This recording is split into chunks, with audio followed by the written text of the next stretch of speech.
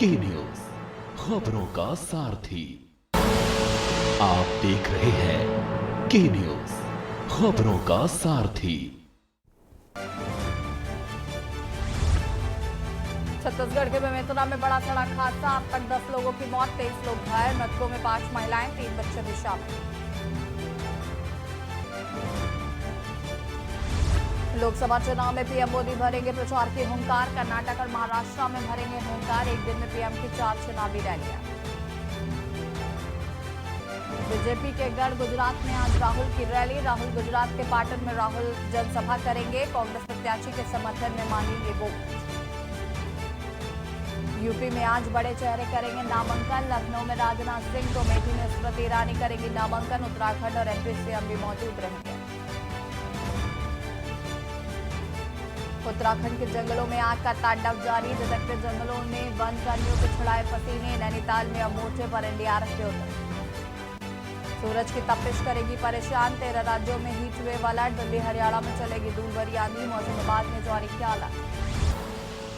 आप देख रहे हैं के न्यूज खबरों का सारथी। नमस्कार, देश की बात में आप सभी का स्वागत है। मैं हूं आपके साथ यश शुक्ला। छत्तीसगढ़ के बेमेतरा से खबर आपको बता देते हैं, जहां पर भीषण सड़क हादसे में एक ही परिवार के 10 लोगों की मौत हो गई, जिसमें 5 महिला और 3 बच्चे शामिल हैं। दुर्घटना में कुल 23 लोग घायल हैं, जिनमें से 4 की हालत गंभीर है और उन्हें रायपुर एम्स रेफर किया गया है। बाकियों का इलाज बेमेतरा जिला अस्पताल और सिंगल हॉस्पिटल में चल रहा है। बता दें कि पिकअप वैन और ट्रक में टक्कर हुई थी। टक्कर इतनी जोरदार थी कि मौके पर ही 8 लोगों की मौत हो गई। यह हादसा तब हुआ जब लोग तिरैया गांव में पारिवारिक कार्यक्रम से वापस अपने गांव परथरा लौट रहे थे। घटना की खबर मिलते ही बेमेतरा के कलेक्टर रणवीर शर्मा, एसपी रामकृष्ण साहू सहित जिले के तमाम अधिकारी अस्पताल पहुंचे, जहां घायलों को भर्ती कराया गया है।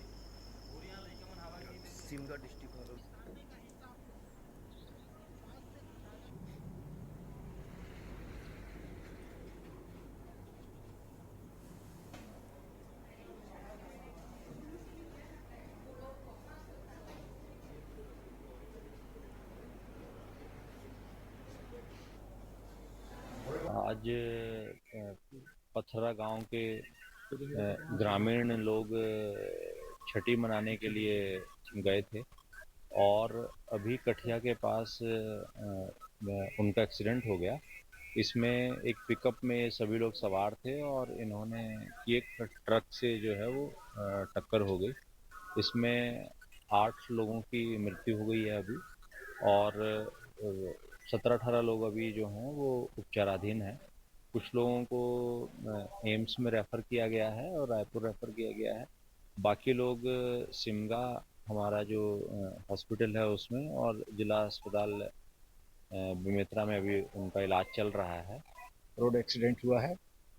पुलिस वहाँ पे तत्परता के साथ पहुँच गई और साथ ही वहाँ पे एम्बुलेंस भी जो है बुलाया गया और घायलों को और मृतकों को जो है वहाँ से भेजा गया और घायलों को सिमगा अस्पताल और जिला अस्पताल भेजा गया है, जिसमें अब तक की प्राप्त जानकारी के हिसाब से 8 लोगों की जो है उसमें मृत्यु हो चुकी है और बाकी 18 लोग घायल हैं। 18 में 3 लोग गंभीर रूप से घायल हैं जो सिमगा अस्पताल भेजे गए थे, उनको आगे के लिए रिफर कर दिया गया है।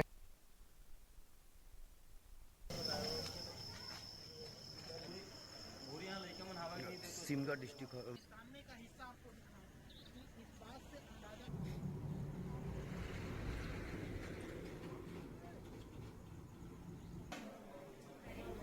और इसी खबर पर ज्यादा जानकारी के लिए संवाददाता संजू जैन हमारे साथ जुड़ चुके हैं। संजू, क्या कुछ जानकारी घटना को लेकर?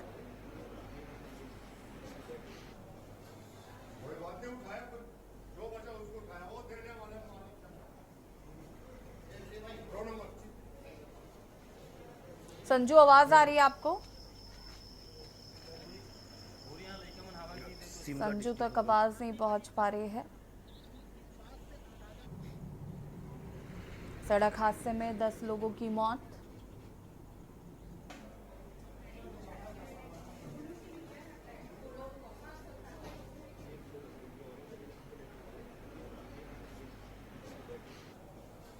पिकअप ट्रक की टक्कर से हुआ हादसा। एक पारिवारिक कार्यक्रम से वापस लौट रहे थे सभी।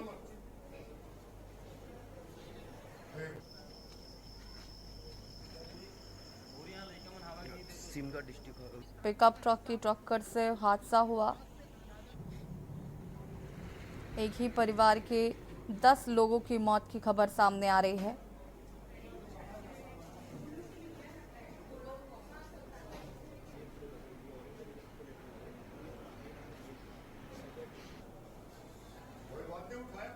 दस लोगों की मौत हो गई। आपको बता दें कि 23 लोग घायल हुए थे, जिन्हें अस्पताल में भर्ती कराया गया है।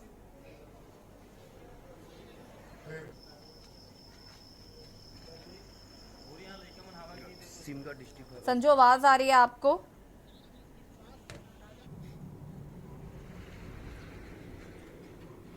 संजू तक आवाज नहीं पहुंच पा रही है। फिलहाल आपको बता दें कि इस पूरी घटना में अब तक 10 लोगों की मौत की खबर।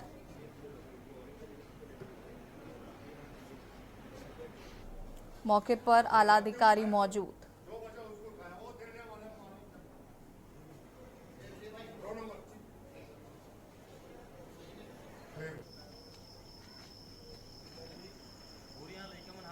सिमगा डिस्ट्रिक्ट है। घायलों को अस्पताल में भर्ती कराया गया है, जहां पर उनकी स्थिति नाजुक बनी हुई है।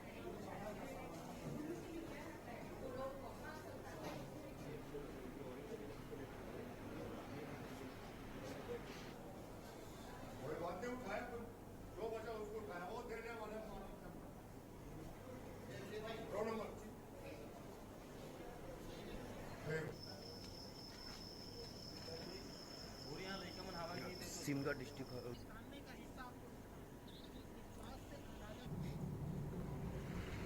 सड़क हादसे में 10 लोगों की मौत। पिकअप और ट्रक की टक्कर से ये हादसा हुआ। बता दें कि मौके पर ही 8 लोगों की मौत हो गई थी।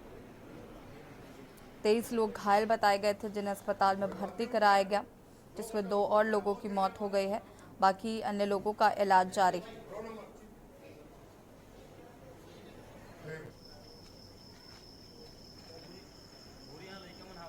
सिमगा डिस्ट्रिक्ट है। इस घटना के बाद से ही परिवार में कोहराम मचा हुआ है।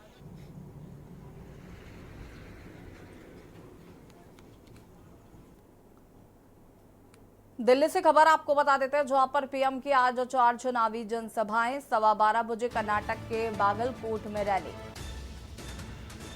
2:15 पर महाराष्ट्र के सोलापुर में दूसरी रैली। 4:30 बजे महाराष्ट्र के सतारा में होगी रैली। शाम 6:30 बजे पुणे में पीएम की जनसभा। तीसरे चरण के लिए पीएम करेंगे प्रचार। एक दिन में पीएम की ताबड़तोड़ 4 रैलियां हैं।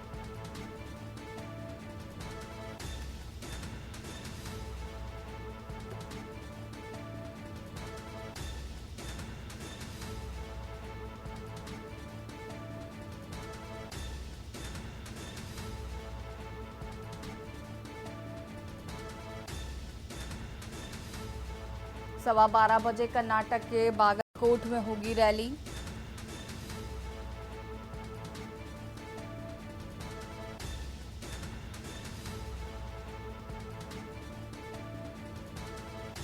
साढ़े 4 बजे महाराष्ट्र के सतारा में होगी रैली।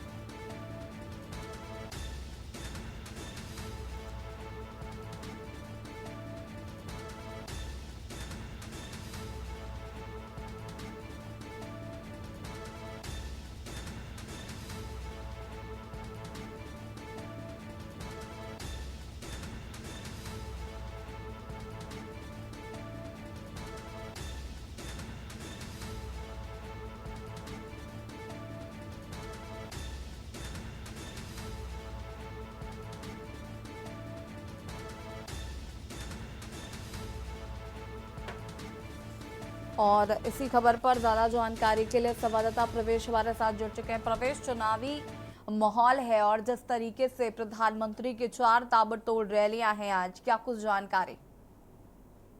देखिए, बिल्कुल लोकसभा के चुनाव का बिगुल बजा हुआ है। 2 चरण के चुनाव भी हो चुके हैं। लगातार प्रधानमंत्री मोदी अपने हाथ में बीजेपी की कमान संभाले हुए हैं और आज जो है उनके लगातार कर्नाटक और महाराष्ट्र में लगातार ताबड़तोड़ रैलियां हैं। पहले वो कर्नाटक में जाएंगे और उसके बाद वो महाराष्ट्र में पहुंचेंगे। कहीं ना कहीं वो जनता को संबोधित करेंगे और सीधे तौर पर जिस तरीके का नारा है 400 पार का, उसको लेकर जनता से संबोधित करते हुए नजर आए। जी। बिल्कुल, अगर हम बात करें तो शेड्यूलिंग क्या है उनके चुनावी जनसभा को लेकर? बिल्कुल, देखिए 12 बजे के आसपास वो कर्नाटक के बालकोट में पहुंचेंगे, जहां पर वो जनता को संबोधित करेंगे, और उसके बाद लगभग 2 बजे के आसपास वो महाराष्ट्र पहुंचेंगे, जहां पर अलग-अलग 3 उनकी जनसभाएं होनी है, जिसमें सीधे तौर पर मैं बता दूं, वो फिर से विपक्ष पर हमला करते हुए नजर आएंगे। पूरे इंडिया गठबंधन को लेकर कहीं न कहीं सवाल या निशान खड़े करते हुए नजर आएंगे। सीधे तौर पर प्रधानमंत्री मोदी इंडिया गठबंधन को आज फिर चुनावी कटघरे में खड़े करने की कोशिश करेंगे। जी। बिल्कुल, शुक्रिया आपका जानकारी साझा करने के लिए। और बता दें आपको कि फिलहाल पीएम की आज 4 चुनावी जनसभाएं हैं। तीसरे चरण को लेकर प्रचार धुआंधार है।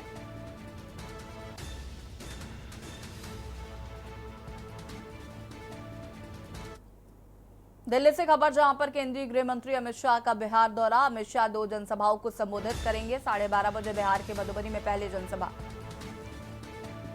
2 बजे बिहार के बेगूसराय में दूसरी जनसभा को संबोधित करेंगे केंद्रीय गृह मंत्री अमित शाह।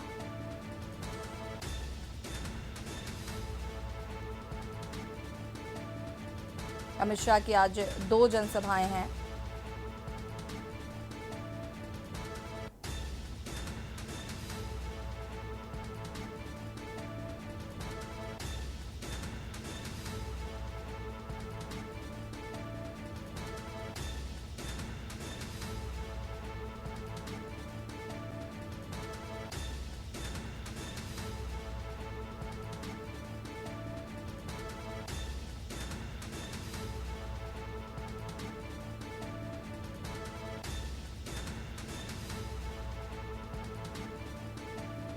दो बजे बिहार के बेगूसराय में होगी दूसरी जनसभा।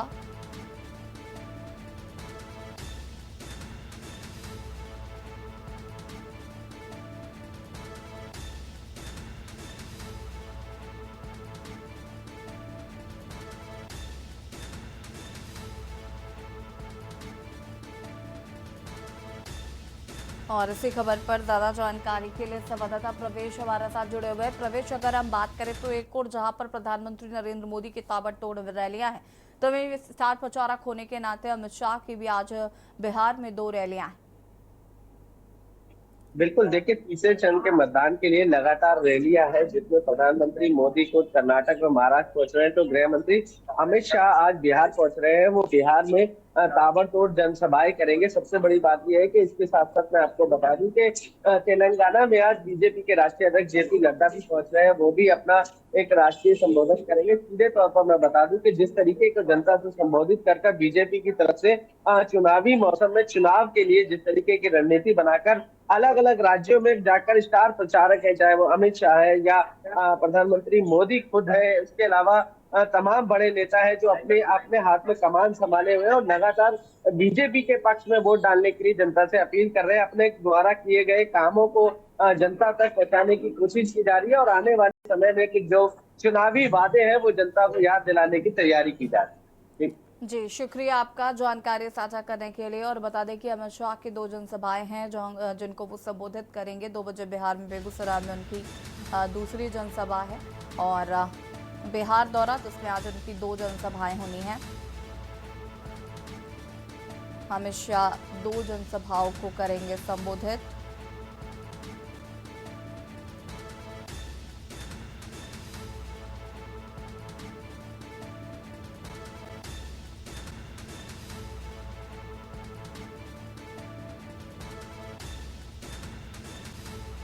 अमित शाह आज 2 जनसभाओं को संबोधित करेंगे।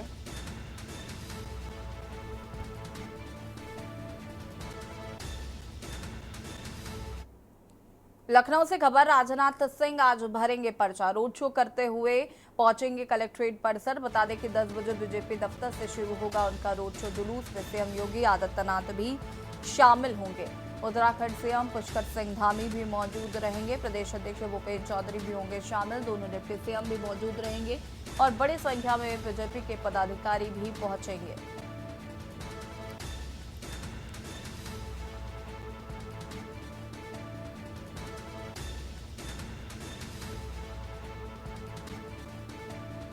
उत्तराखंड सीएम पुष्कर सिंह धामी भी आज यहां पर जुलूस में होंगे शामिल।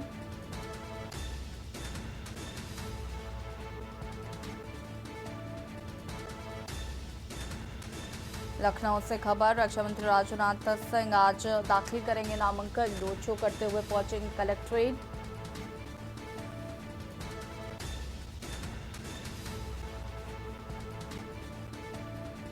जुलूस में मुख्यमंत्री योगी आदित्यनाथ भी होंगे शामिल। उत्तराखंड के सीएम पुष्कर सिंह धामी भी शामिल होंगे।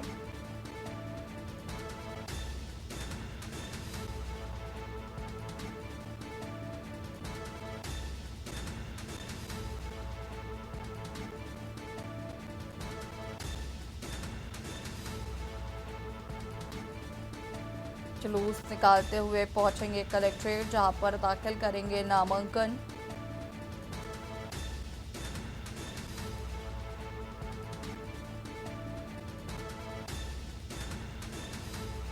उत्तराखंड के मुख्यमंत्री पुष्कर सिंह धामी भी होंगे शामिल।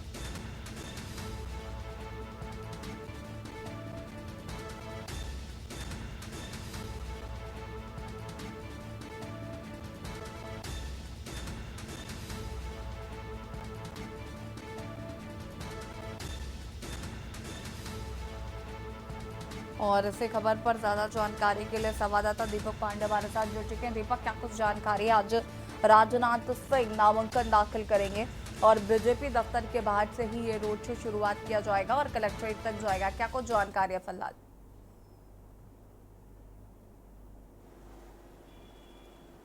जी बिल्कुल, बात करें अगर राजधानी लखनऊ की तो पहले से ही देखा जा रहा था कि भारतीय जनता पार्टी की तरफ से राजनाथ सिंह को प्रत्याशी बनाया गया था। हालांकि ये जरूर अटकलें थी कि राजनाथ सिंह जो देश के रक्षा मंत्री हैं वो कब अपना नामांकन पत्र दाखिल करते हैं। आखिर वो डेट आ चुकी है, वो दिनांक है 29 तारीख। और आज लगभग 10 बजे पार्टी कार्यालय पे कार्यकर्ताओं के हुजूम के साथ पार्टी कार्यालय से निकलेंगे, जहां कलेक्ट्रेट पहुंचेंगे, जहां जाकर अपना नामांकन पत्र दाखिल करते हुए दिखाई देंगे। इस दौरान बताते चले कि उत्तर प्रदेश के मुख्यमंत्री योगी आदित्यनाथ के साथ उत्तराखंड के मुख्यमंत्री पुष्कर धामी और प्रदेश के दोनों डिप्टी सीएम ब्रजेश पाठक की बात करें या केशव मौर्य की बात करें या तमाम नेताओं की बात करें भारतीय जनता पार्टी की, तो वो भी नामांकन में मौजूद रहेंगे। और बताते चले कि ये नामांकन की जो प्रक्रिया है, लगभग सुबह 9 बजे सभी पार्टी कार्यकर्ता पार्टी कार्यालय पर पहुंचेंगे, जहां एक रथ के काफिले के साथ काफिला निकलेगा और ये लगभग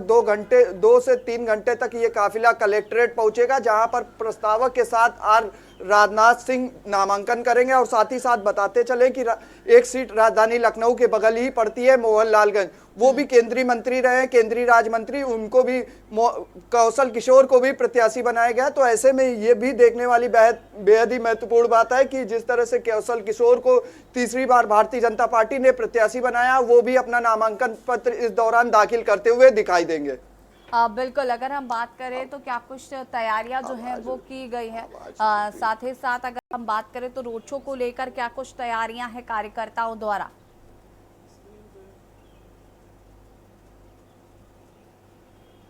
जी अगर देखिए बात की जाए रोड शो की, तो जगह जगह पर राजनाथ सिंह के स्वागत समारोह के लिए मंच बनाए गए हैं, माल्यार्पण के लिए सारी व्यवस्थाएं की गई। वहीं बात करें अगर सुरक्षा व्यवस्था की, तो कल से ही राजधानी लखनऊ की पुलिस कमिश्नरेट अलर्ट पर है और पूरी तरह से तैयारियों की बात करें तो चाक चौबंद कर चुकी है। वहीं बात करें अगर कार्यकर्ताओं की, तो कार्यकर्ताओं का सुबह से ही पार्टी कार्यालय पर हुजूम देखने को मिल रहा है। बड़ी संख्या में लोग आ रहे हैं अपने प्रत्याशी को जिताने के लिए, अपने प्रत्याशी के नामांकन के लिए बड़ी संख्या में लोग प्रतिभाग करते हुए दिखाई दे रहे हैं। वहीं बात करें अगर मोहनलालगंज सीट की, तो मोहनलालगंज सीट भी इस बार बड़ी निर्णायक बनी हुई है। बताते चले कि समाजवादी पार्टी इंडिया गठबंधन की तरफ से आर.के. चौधरी को प्रत्याशी बनाया गया। वहीं राजधानी लखनऊ की बात करें तो इंडिया गठबंधन की तरफ से रविदास मल्होत्रा को भी प्रत्याशी बनाया गया। फिलहाल जो जिस तरीके से आज नामांकन की प्रक्रिया शुरू होने जा रही है और नामांकन के बाद अब देखने वाली बात यह होगी कि आखिर राजनाथ सिंह राजधानी लखनऊ में कब से प्रचार प्रसार में जुटते हैं, ये तो फिलहाल देखने वाली बात होगी। लेकिन जिस तरह से राजनाथ सिंह का आज काफिला भारतीय जनता पार्टी के प्रदेश कार्यालय से निकलेगा और कलेक्ट्रेट तक जाएगा, तो इस दौरान कहीं ना कहीं लाखों हजारों का हुजूम भी देखने को मिलेगा राजनाथ सिंह के साथ। बिल्कुल, अगर हम लखनऊ की बात कर ले यहाँ पर, तो जिस तरीके से राजनाथ सिंह आज नामांकन करने वाले हैं, आज उनका रोड शो भी होना है और जिस तरीके की प्रतिद्वंदिता देखने को मिल रही है सपा और भाजपा के बीच में, उसको देखकर क्या कुछ आवाज रिपीट सियासी कर रहे हैं। समीकरण देखने को मिल रहे हैं? दीपक जी की आवाज को भी ठीक किया जाए।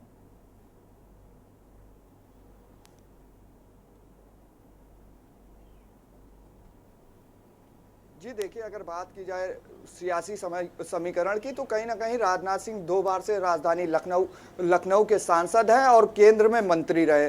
तो ऐसे में कहीं ना कहीं अगर राजनाथ सिंह एक बार भारतीय जनता पार्टी ने फिर दावेदारी पेश किया और भरोसा जताया है, तो ऐसे में बेहद ही महत्वपूर्ण हो जाता है राजनाथ सिंह के लिए और भारतीय जनता पार्टी के कार्यकर्ताओं के लिए। यही कारण है कि जिस तरह से भारतीय जनता पार्टी के कार्यकर्ताओं का नारा है इस बार 5 लाख पार, तो कहीं ना कहीं वो जान रहे हैं कि चुनाव हम जीत रहे हैं, लेकिन जो चुनाव का अंतर है, जो वोटों का अंतर है, उसको एक बार फिर बढ़ाना है और 5 लाख पार ले जाना है। तो इसको लेकर कहीं ना कहीं अब जो पार्टी के कार्यकर्ता हैं वो जगह जगह जा रहे हैं, लोगों से बात कर रहे हैं, लोगों को भारतीय जनता पार्टियों की जन नीतियों को बता रहे हैं। जिस तरह से भारतीय जनता पार्टी ने पिछले 5 से 10 सालों में जो काम किया है लोगों को बता रहे हैं। और जिस तरह से वहीं बात करें राजधानी लखनऊ की, जो राजनाथ सिंह ने मंत्री रहते या सांसद रहते जो विकास किए हैं या जो विकास के वादे किए थे या जो दावे किए थे, वो कहीं ना कहीं पूरे होते हुए दिखाई दे रहे हैं। तो उसको लेकर अब कहीं ना कहीं कार्यकर्ता भी पार्टी के पक्ष में माहौल बनाते हुए दिखाई दे रहे हैं।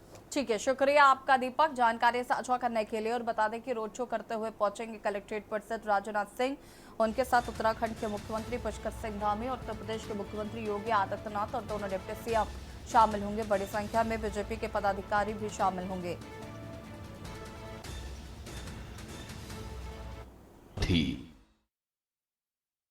ब्रेक के बाद एक बार फिर से आप सभी का स्वागत है और इसी बीच आपको बड़ी खबर बता देते हैं। बीजेपी के सांसद वी श्रीनिवास प्रसाद का हुआ निधन। नंजनगुड़ से 2 बार के विधायक भी रह चुके हैं। बीजेपी सांसद वी श्रीनिवास प्रसाद का हुआ निधन।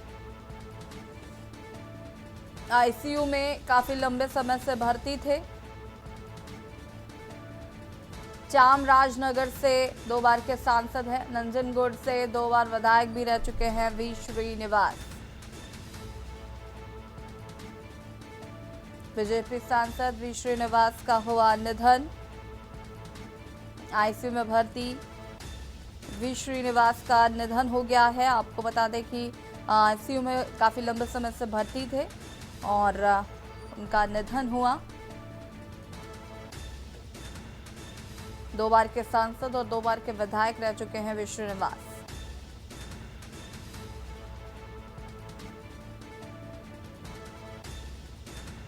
बड़ी खबर आपको हम बता रहे हैं।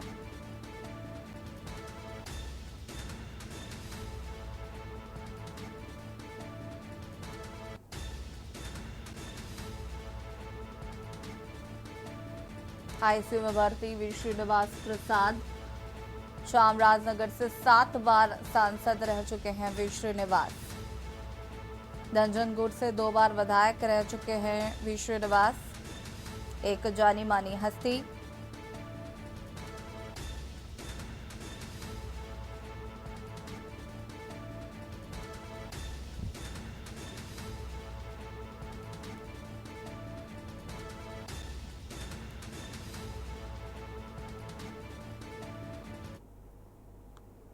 उत्तर प्रदेश के अमेठी से बीजेपी उम्मीदवार स्मृति ईरानी ने नामांकन से पहले किए रामलला के दर्शन। केंद्रीय मंत्री अमेठी सीट से आज अपना नामांकन दाखिल करेंगी।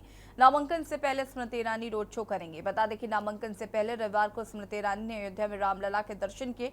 इस दौरान संवाददाताओं से बातचीत के दौरान उन्होंने कहा कि अयोध्या धर्म, धैर्य, निष्ठा, नियम, पुरुषार्थ और पराक्रम की भूमि है। उत्तर प्रदेश की अमेठी सीट से बीजेपी उम्मीदवार स्मृति ईरानी नामांकन दाखिल करने से एक दिन पहले रविवार को अयोध्या पहुंची। उन्होंने राम मंदिर और हनुमानगढ़ी में पूजा की। ईरानी ने राम मंदिर ट्रस्ट के अध्यक्ष महंत नृत्य गोपाल दास से भी उनके आवास पर मुलाकात की और आशीर्वाद दिया।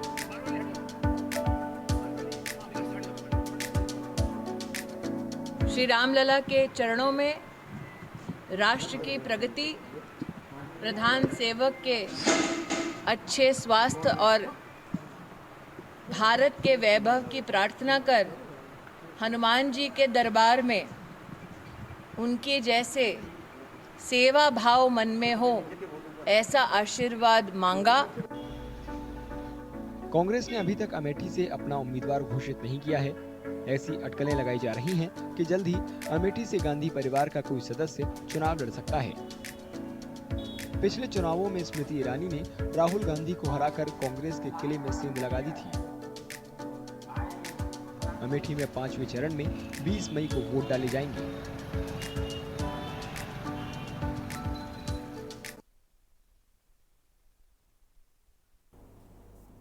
लखनऊ से खबर आपको बता देते हैं, जहां पर एमपी सीएम का अमेठी दौरा। मोहन यादव आज करेंगे अमेठी का दौरा। स्मृति ईरानी के नामांकन में होंगे शामिल। गौरीगंज अमेठी की आज स्मृति का नामांकन है। सुबह 10 बजे गौरीगंज में नामांकन करेंगी स्मृति ईरानी। रोड शो सम्मिलित होंगे सीएम मोहन यादव। मध्य प्रदेश के मुख्यमंत्री मोहन यादव उनके रोड शो में शामिल होंगे।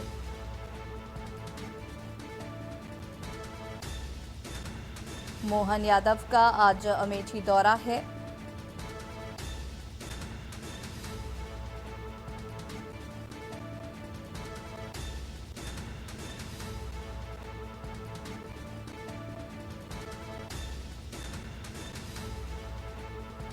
गौरीगंज अमेठी में आज स्मृति ईरानी के नामांकन में होंगे शामिल।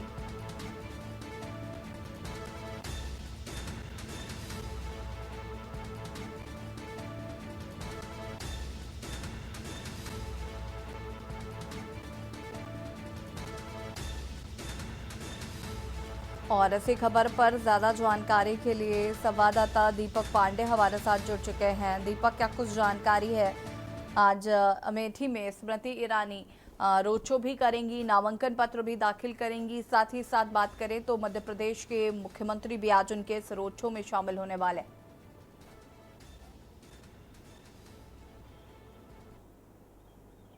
जी बिल्कुल, बात करें अगर स्मृति ईरानी की, तो स्मृति ईरानी को इस बार भारतीय जनता पार्टी ने एक बार फिर प्रत्याशी बनाया और उन पर दाव लगाया और भरोसा भी जताया। ये बताते चले कि 2014 में स्मृति ईरानी को अमेठी से उतारा गया था, जहां पर उनको हार का सामना करना पड़ा था। उसके बाद 5 साल लगातार उन्होंने क्षेत्र में मेहनत की, लोगों से मिलती रही और वो समय आया कि 2019 में उन्होंने अमेठी से राहुल गांधी को हराने के बाद फिर लगातार क्षेत्र में मेहनत करती रहे। यही कारण है कि एक बार फिर भारतीय जनता पार्टी ने उनको प्रत्याशी बनाया।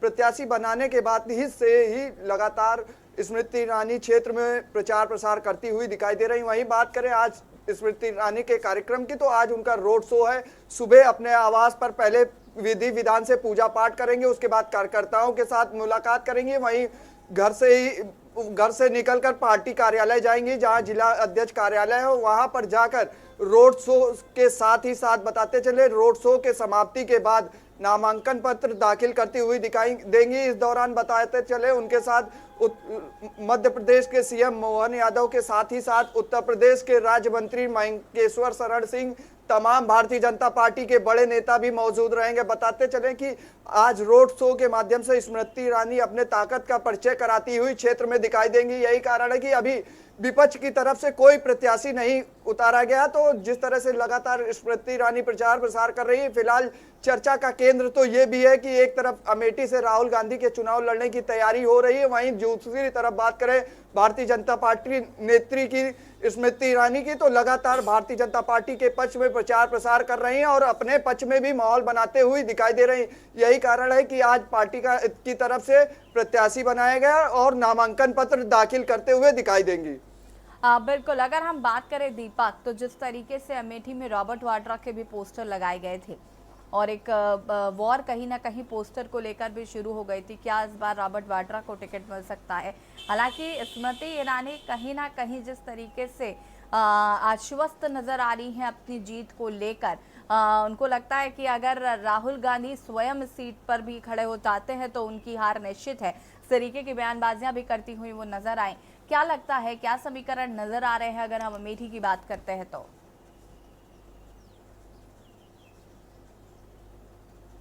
देखिए, अगर अमेठी की बात की जाए तो 2014 में अमेठी से राहुल गांधी सांसद हुए, तो 2019 में राहुल गांधी को स्मृति ईरानी ने हराकर एक बार फिर अपना परचम लहराया था। तो कहीं ना कहीं स्मृति ईरानी को ये भी फायदा मिलता हुआ दिखाई दे रहा है। वहीं बात करें क्षेत्र के विकास की, तो लगातार विकास के दावे कर रही हैं और विकास की बातें कर रही हैं। वहीं बात करें जिस तरह से अगर रॉबर्ट वाड्रा की, तो रॉबर्ट वाड्रा का 2019 में भी चर्चा चल रही थी कि उनको प्रत्याशी बनाया जाएगा, लेकिन प्रत्याशी नहीं बनाया गया था। अंदर खाने से खबर यह है कि इस बार भी प्रत्याशी बनाने की योजना बनाई जा रही थी, लेकिन कहीं ना कहीं कुछ कारणों से रॉबर्ट वाड्रा का नाम पीछे कर कहीं ना कहीं आज भी राहुल गांधी के नाम को अमेठी से आगे लाने की पूरी तैयारी है। और कांग्रेस कार्यकर्ता, कांग्रेस के जो अमेठी के लोकल लीडर्स हैं, वो भी चाहते हैं कि अमेठी से राहुल गांधी चुनाव लड़े, क्योंकि इस बार सीट जो है इंडिया गठबंधन के खाते में है।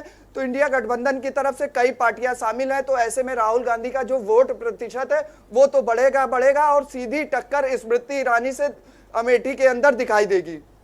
बिल्कुल, शुक्रिया आपका जानकारी साझा करने के लिए दीपक। और बता दें आपको कि आज नामांकन दाखिल करेंगे स्मृति ईरानी और उनके साथ मध्य प्रदेश के मुख्यमंत्री भी होंगे शामिल।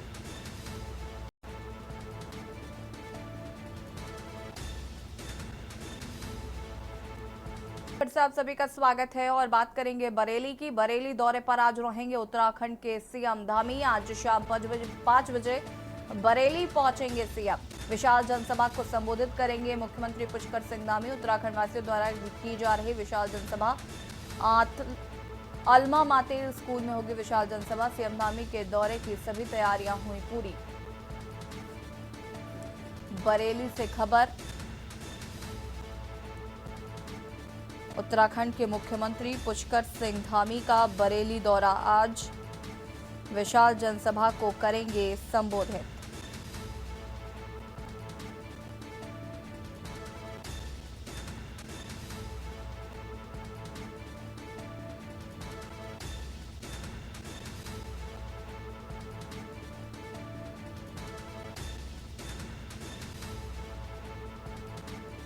और इसी खबर पर ज्यादा जानकारी के लिए संवाददाता शाहरुख कुमार हमारे साथ जुड़ चुके हैं। शाहरुख, क्या कुछ जानकारी है? उत्तराखंड के मुख्यमंत्री पुष्कर सिंह धामी आज बरेली में होंगे, जहां से चुनावी हुंकार भरेंगे।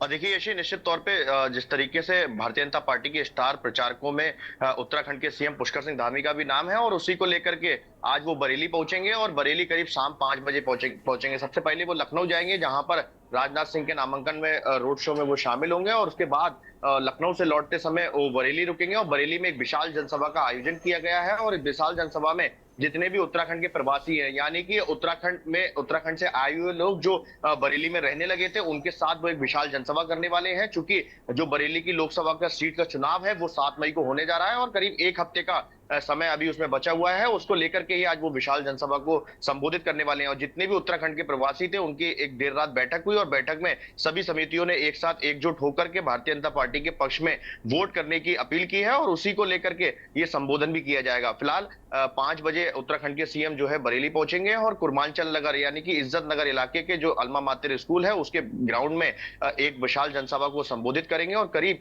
45 मिनट की ये जनसभा बताई जा रही है। उत्तराखंड के सीएम 45 मिनट बरेली में रुकेंगे और साथ ही तौर पर भारतीय जनता पार्टी को मजबूत करने के लिए और उस भारतीय जनता पार्टी के पक्ष में वोट करने के लिए लोगों से अपील करेंगे। और जो कि उत्तराखंड के जो प्रवासी हैं, जितने भी उत्तराखंड से लोग आए हुए बरेली में बसे हुए हैं, उनसे खास तौर पर से ये बैठक की जाएगी और उनके साथ उनको संबोधित भी किया जाएगा कि भारतीय जनता पार्टी को मजबूत करने का काम जो है उत्तराखंड के लोग भी बढ़ चढ़ करके करें। बिल्कुल, अगर हम बात करें तो कितने बजे उनकी जनसभा होने वाली है, साथ ही साथ अगर हम समीकरणों की बात करें तो क्या कुछ नजर आ रहा है?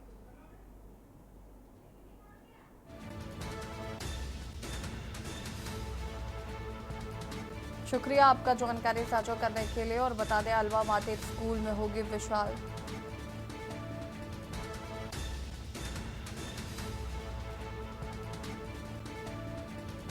बरेली दौरे पर उत्तराखंड के मुख्यमंत्री पुष्कर सिंह धामी।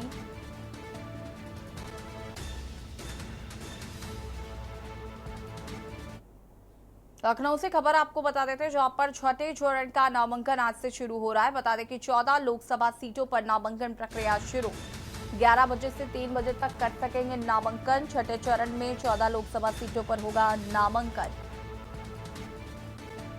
सुल्तानपुर, प्रतापगढ़, प्रयागराज, अंबेडकर नगर, अयोध्या, बलरामपुर, श्रावस्ती, सिद्धार्थनगर, संतकबीर नगर, बस्ती, गोरखपुर, आजमगढ़, जौनपुर, वाराणसी और भदोही में होगा नामांकन। 6 मई पर्चा भरने की होगी अंतिम तारीख। सभी नामांकन पत्रों की जांच 7 मई को होगी। 9 मई तक नाम वापसी, 25 मई को होगा मतदान।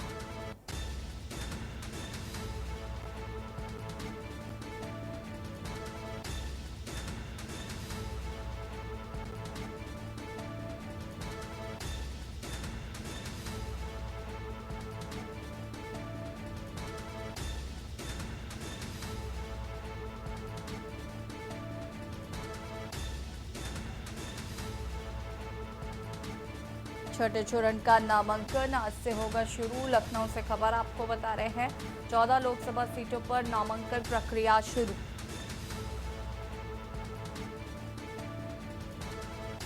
ग्यारह बजे से लेकर 3 बजे तक होगा नामांकन।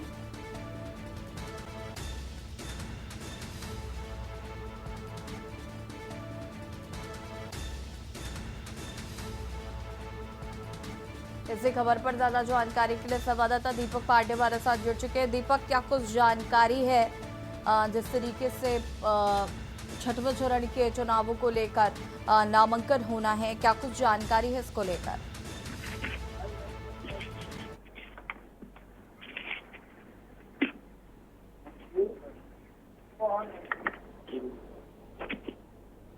दीपक, क्या कुछ जानकारी है?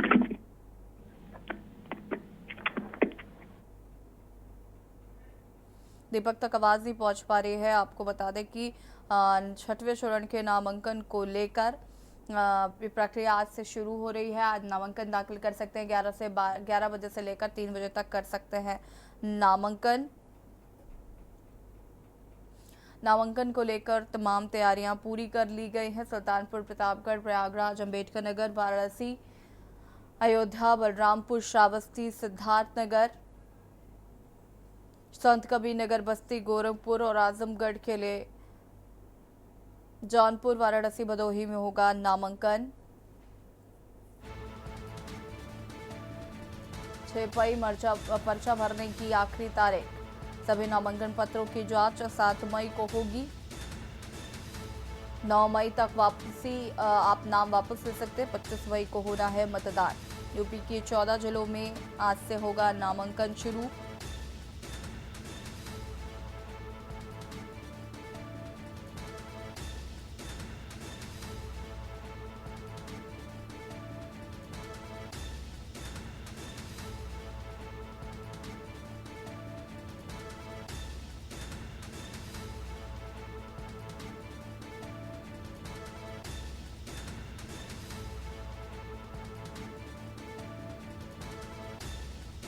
अयोध्या, बलरामपुर, सिद्धार्थनगर, श्रावस्ती, संत कबीर नगर, बस्ती, गोरखपुर, आजमगढ़, भदोही, वाराणसी और जौनपुर में होगा नामांकन। इसी खबर पर ज्यादा जानकारी के लिए दीपक हमारे साथ जुड़ चुके। दीपक, क्या कुछ जानकारी है? 6 मई पर्चा भरने की अंतिम तिथि। छठवें चरण के चुनावों को लेकर तारीखें घोषित कर दी गई हैं।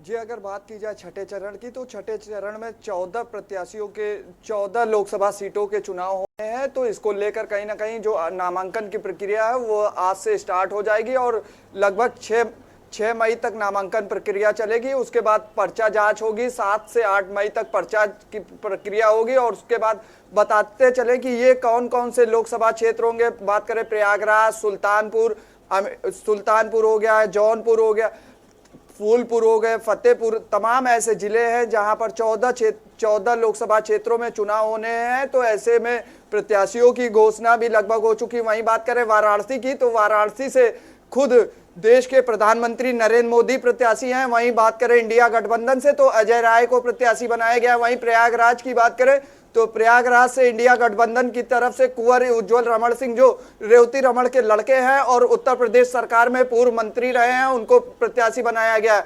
वहीं बात करें भारतीय जनता पार्टी की प्रयागराज से, तो प्रयागराज से केसरीनाथ त्रिपाठी के लड़के नीरज त्रिपाठी को भारतीय जनता पार्टी ने एक बार दांव जताया है और भरोसा जताया है। फिलहाल ये तो देखने वाली बात होगी कि आखिर जनता किसको चुनकर लोकसभा चुनाव में उनको सिरमौर सजाती है, ये तो फिलहाल देखने वाली बात होगी। वहीं बात करें सुल्तानपुर की, तो सुल्तानपुर से इस बार फिर एक बार मेनका गांधी को प्रत्याशी बनाया गया और मेनका गांधी लगातार क्षेत्र में प्रसार करती हुई दिखाई दे रही हैं।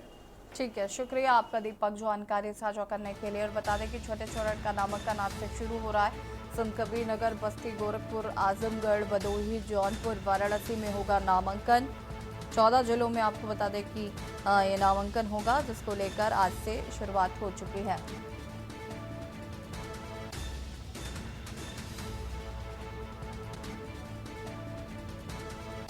नौ मई तक नाम वापसी, 25 मई को होना है मतदान।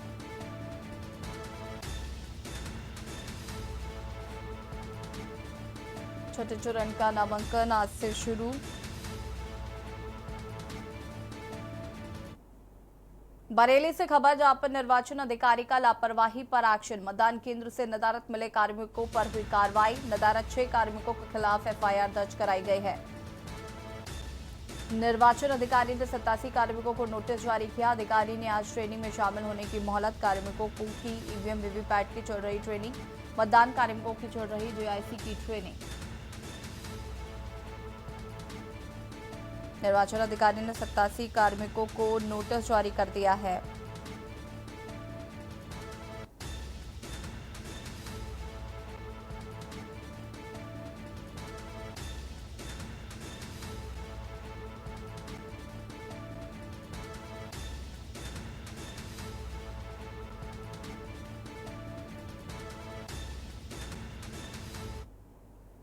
और आज अयोध्या दौरे पर छत्तीसगढ़ के राज्यपाल, नीदरलैंड के राजदूत भी अयोध्या दौरे पर हैं। आज बता दें कि विश्वभूषण हरिचंदन मारिया लूसिया का दौरा है।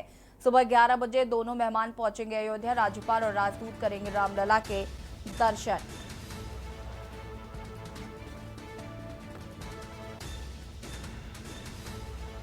विश्वभूषण हरिचंदन मारिया लूसिया आज दोनों ही सुबह 11 बजे मेहमान पहुंचेंगे अयोध्या, जहां पर रामलला के करेंगे दर्शन।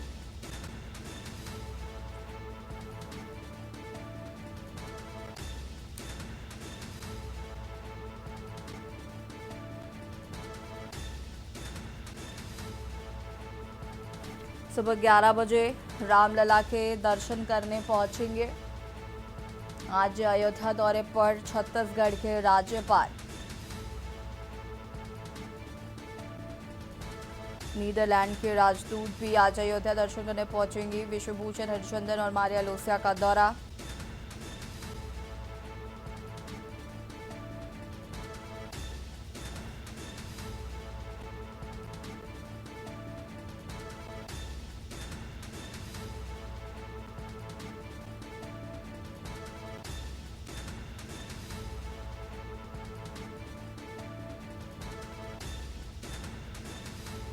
राज्यपाल और राजदूत आज रामलला के दर्शन करने के लिए जाएंगे।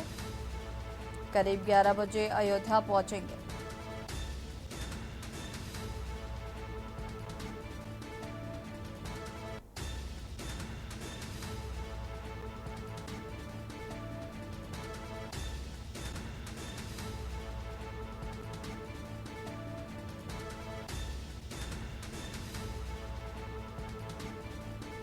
विश्वभूषण हरिचंदन मारिया लूसिया पहुंचेंगे। सुबह 11 बजे दोनों मेहमान आएंगे अयोध्या।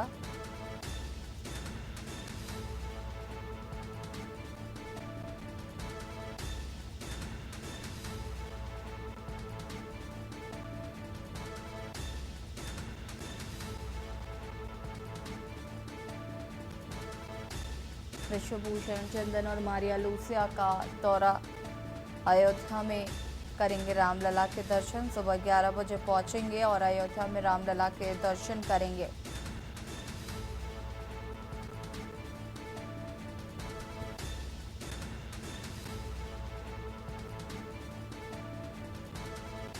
और इसी खबर पर ज्यादा जानकारी के लिए संवाददाता अर्पित सिंह हमारे साथ जुड़ चुके हैं। अर्पित सिंह जी, क्या कुछ जानकारी है? आज अयोध्या दौरा है छत्तीसगढ़ के राज्यपाल का।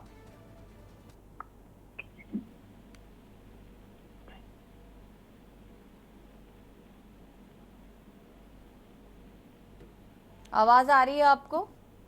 जी जी जी जी। अपनी बात को पूरा करिए। जी, आपको बताते चले रामनगरी अयोध्या में राज्यपाल जी कुछ ही पल शेष हैं जो रामनगरी अयोध्या पहुंचेंगे और रामलला का दर्शन पूजन करेंगे, हनुमानगढ़ी का दर्शन पूजन करेंगे और हो सकता है सरजू भी आरती में शामिल हों।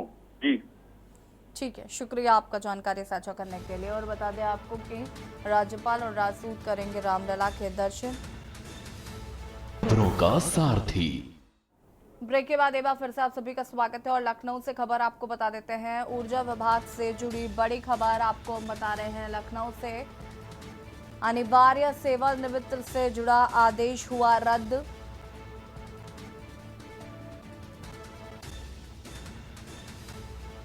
कर्मचारियों की स्क्रीनिंग के दिए गए थे आदेश।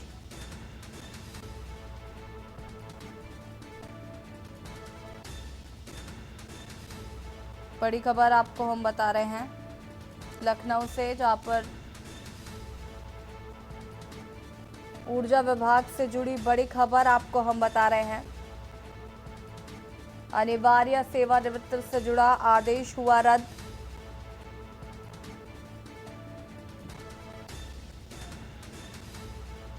कर्मचारियों की स्क्रीनिंग के लिए दिए गए थे आदेश, जिस आदेश को रद्द कर दिया गया है।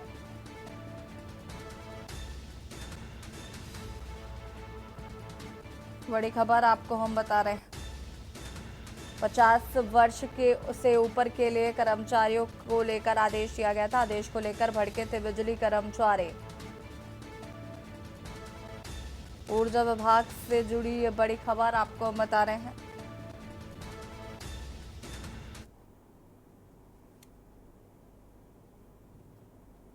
खबर लखनऊ से है, जहां पर एसबीएसपी के अध्यक्ष और कैबिनेट मंत्री ओम प्रकाश राजभर एक विवाद में फंस गए। कोसी में अपने बेटे अरविंद राजभर के प्रचार के दौरान ओम प्रकाश राजभर मंत्री पद और अपने विभागों की धौंस पट्टी दे रहे हैं, जिसका वीडियो इंटरनेट पर जमकर वायरल हो रहा है।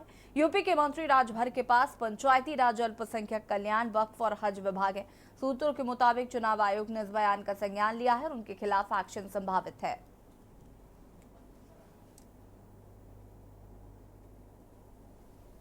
विवाद में फंसे कैबिनेट मंत्री ओम प्रकाश राजभर। तो आप जान लो कि ओम प्रकाश राजभर पंचायती राज मंत्री है। अकलमंद इशारा काफी है और नहीं कहूंगा। और दूसरा विभाग अल्पसंख्यक कल्याण, वक्फ बोर्ड और हज विभाग है ना, वो बहुत तगड़ा है। 20% आबादी है, वो में खुशी है। अपने से कार्यालय जाके कह रहे हैं कि नेताजी छोड़ी पर हम लोग वोट देंगे।